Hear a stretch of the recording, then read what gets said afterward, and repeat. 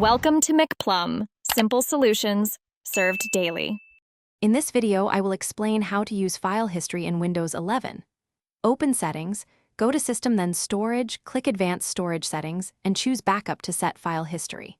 Connect an external drive or network location, turn on backup using file history, and choose folders and frequency.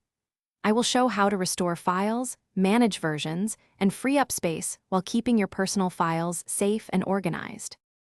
Open Backup Settings, click Add a Drive, and pick the external or network drive you want to use. Set backup frequency and keep versions for as long as you need, balancing disk space and history.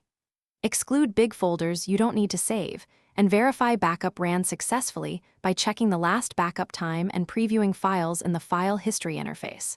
Also consider using a dedicated folder structure and labeling backups so you can find dates quickly.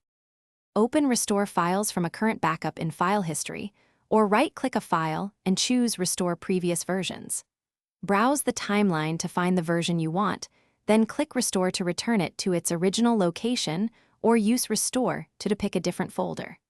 Confirm file integrity and permissions after restoring, and consider copying important versions to a separate archive for long-term safety.